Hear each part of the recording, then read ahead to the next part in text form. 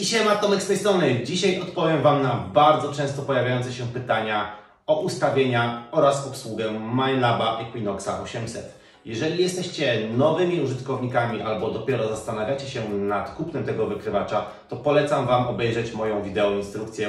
Link teraz tutaj się wyświetli w górnym rogu. Dodatkowo w opisie tego filmu oraz tutaj na dole, na pasku przewijania, będzie dostępny taki interaktywny spis treści, dzięki któremu przeskoczycie do dowolnego momentu w tym filmie. Zaczynamy od ustawień, które ja używam w konkretnych miejscach i warunkach. Będę też od razu tłumaczył, dlaczego robię tak, a nie inaczej. Ale zanim przejdziemy do ustawień, to przed każdym poszukiwaniem, w jakichkolwiek byśmy ustawieniach nie chodzili, musimy wykonać wyciszanie zakłóceń. Detektor teraz wybiera sobie kanał pracy. To jest podstawowa czynność, którą zawsze musimy wykonać. Ok, zaczniemy od ustawień do słodkiej wody i plaży w wersji takiej dokładnej, gdy chcemy dokładnie przeszukać dane miejsce. Na tych samych też ustawieniach nurkuję. Gdy poszukuję w słodkiej wodzie lub na plaży i chcę przeszukać to miejsce tak bardzo dokładnie, wyciągnąć wszystkie zamaskowane sygnały, wszystkie drobinki, mikrobiżuterię, to używam następujących ustawień.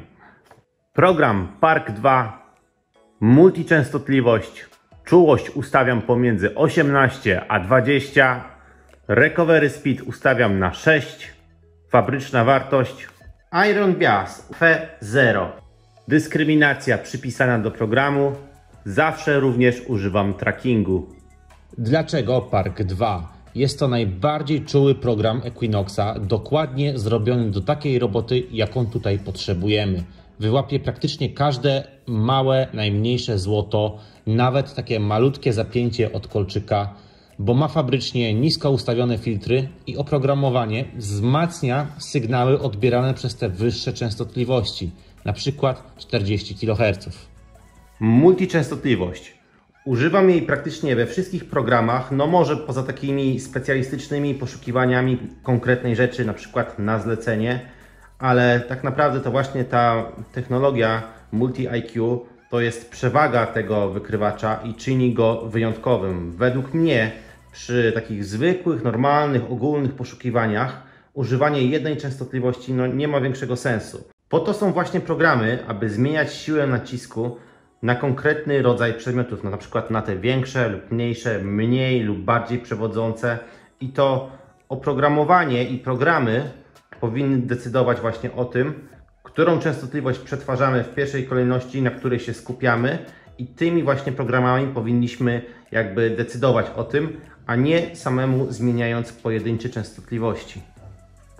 Tracking, czyli automatyczne śledzenie gruntu. Używam go we wszystkich sytuacjach, we wszystkich trybach, we wszystkich programach.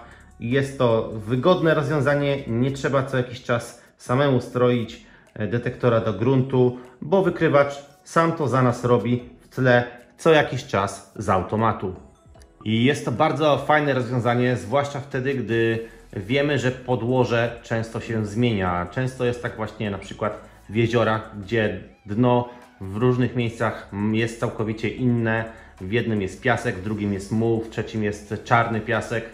I tracking powoduje to, że nawet jeżeli detektor zacznie w jednym miejscu się wzbudzać, to chwilę pochodzimy z nim, troszeczkę pomachamy i za chwilę sam sobie zrobi korektę, sam zrobi automatyczne strojenie gruntu i za chwilę się całkowicie samemu uspokoi. Czułość. Czułość ustawiam zazwyczaj pomiędzy 18 a 20, ale zasada jest taka, żeby ustawić ją jak najwyżej, ale tak, żeby wykrywacz był stabilny. Jeśli ustawicie czułość zbyt wysoko, na przykład w celu szukania drobnego złota, to przy ciągłym takim pracowaniu na takich ustawieniach efekt możecie mieć dokładnie odwrotny. Wykrywacz będzie się wzbudzał, łapał małe drobinki, falsował, a Wy w końcu, zmęczeni taką pracą, kopaniem sygnałów duchów, których nie ma, zaczniecie pomijać te przedmioty. Recovery, czyli prędkość reakcji wykrywacza. Zostawiam tą wartość na 6, czyli taką, jaką jest domyślnie. Jest to i tak już wysokie ustawienie. Zwiększenie prędkości reakcji spowoduje to, że wykrywacz będzie jeszcze lepiej rozróżniał cele znajdujące się blisko siebie. Ułatwi to szukanie na śmietnikach, No ale niestety będzie to kosztem zmniejszenia zasięgu wykrywania. Iron Bias ustawiam na Fe0, aby przeciwdziałać maskowaniu dobrych sygnałów przez żelazo. Jest to jedno z kluczowych ustawień, aby nie pomijać dobrych sygnałów, które leżą obok żelaza lub innego śmiecia.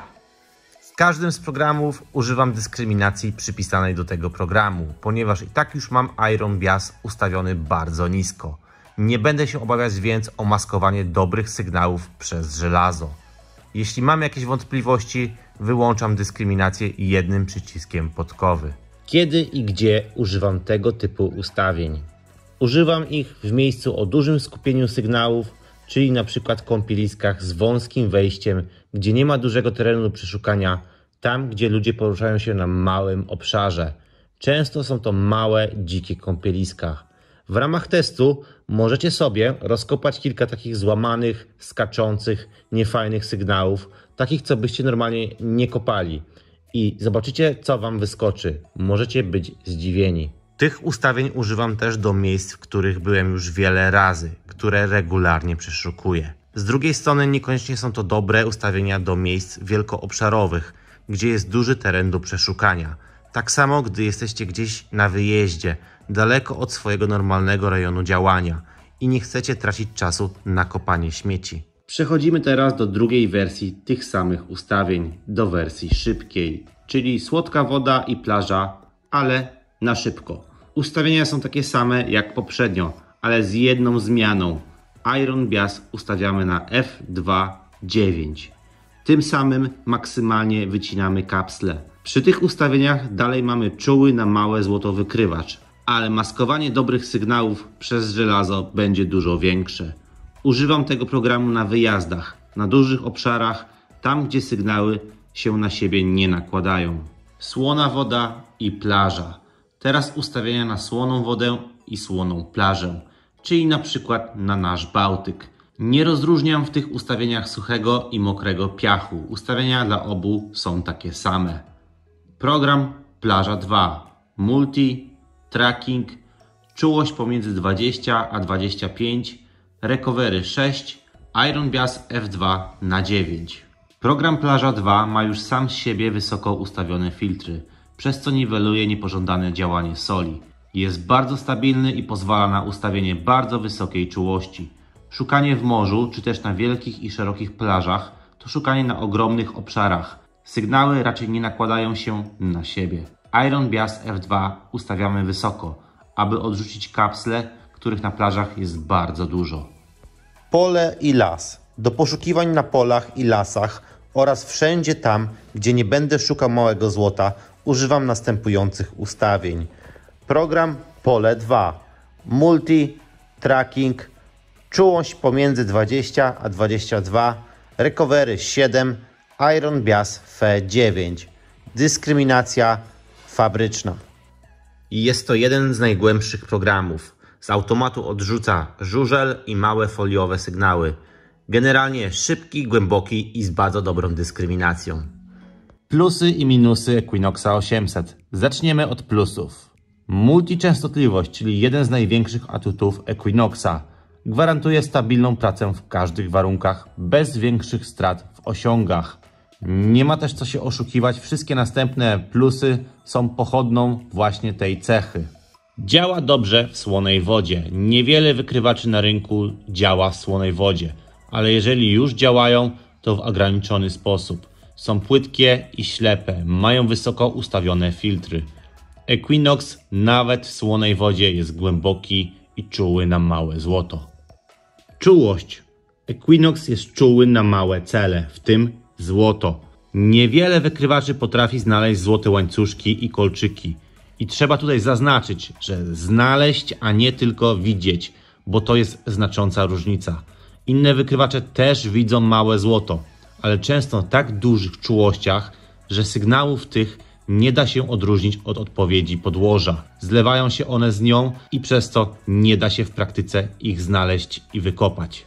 Uniwersalność i dobre osiągi. Nie ma chyba warunków, w których ten detektor by sobie nie poradził. Jest głęboki, czuły, stabilny. Posiada cały wachlarz ustawień zaawansowanych. Stoi na bardzo wysokim poziomie technologicznym. Posiada bardzo dużo tzw. bajerów. Dobre audio. Minelab słynie z dobrego, nie męczącego użytkownika audio. Equinox również posiada tę cechę. Stabilność ID. Equinox dobrze trzyma ID celu na każdej głębokości i w każdych warunkach. Oczywiście jest to dzięki technologii Multi-IQ. Dobry serwis i przyjazna polityka firmy. Minelab dobrze traktuje swoich klientów. Wymienia uszkodzone detektory oraz ich zużyte części. Kontakt jest szybki, łatwy i bezproblemowy. I mówię tutaj o bezpośrednim kontakcie z firmą Minelab, z pominięciem polskich serwisów, polskich sklepów i dystrybutorów. Minusy. Wykonanie. Niestety Minelab nie popisał się jakością wykonania. Equinox często przecieka, łamią się uszy cewki, szczyca i zamki wyrabiają się i powstają luzy. Szczyca potrafi się też wygiąć lub złamać. Podłokietnik pęka, jego gumowana wyściółka oraz pasek z rzepem przedwcześnie zużywają się. Trafiają się też egzemplarze, które zbudzają się bez powodu. Włączają się same, wyłączają lub nie chcą się włączyć wcale. Brzmi strasznie, ale na szczęście mój egzemplarz nie miał usterek. Mimo iż używam go intensywnie, ciągle w wodzie, no i nurkuję z nim. Wykonanie to zdecydowanie największy minus tego detektora. Uważam, że jest to choroba dzisiejszych czasów i dotyczy wszystkich firm i nowych detektorów. Cena. Nie jest to tani detektor, a jeszcze droższe są jego akcesoria, np. słuchawki czy cewki. Mała skala ID. Dla niektórych osób może to być minusem. Mała skala może powodować, iż detektor będzie pokazywać różne przedmioty pod tym samym ID. Minelab zrobił tak, aby ID było stabilniejsze. Mi to osobiście nie przeszkadza, bo jestem zwolennikiem kopania wszystkiego. Akumulator. Kolejna choroba nowoczesnych wykrywaczy. Wbudowane niewymienne przez użytkownika akumulatory nie są niczym dobrym. Zapomniałeś naładować wykrywacz, intensywnie go używałeś i nie było kiedy go naładować, dużo używałeś go w niskich temperaturach albo po prostu ma już kilka lat. Jeśli tak, to nie wymienisz go samemu na szybko lub czeka Cię wizyta w serwisie, a kolejny fajny wypad właśnie Cię ominął. Konserwacja i usterki. Konserwacja Equinoxa nie jest skomplikowana. Trzeba go przede wszystkim czyścić. Po każdym użyciu w słonej wodzie płuczemy całość w wodzie słodkiej. Detektor jest czuły, przez co trzeba często czyścić osłonę cewki z piachu, który się tam dostał. Zamki oraz sztycę płuczę po każdym używaniu w wodzie. Usterki. Miałem tylko kilka małych usterek. Pasek szybko się zużył, wyłysiał, rozpruł, gąbka na podłokietniku się rozpadła w ciągu miesiąca, śruba mocująca cewkę ma zbyt małe przerwy w gwincie, dostaje się tam piasek, śruba się zapieka i niszczy przy dokręcaniu. Ja swoją dlatego wymieniłem. Jeśli macie jeszcze jakieś pytania co do Equinoxa 800, zostawcie je w komentarzach i ja już z Wami się będę żegnać. Jeżeli podobał Wam się ten filmik, zostawcie łapkę w górę. No i do zobaczenia następnym razem. Cześć!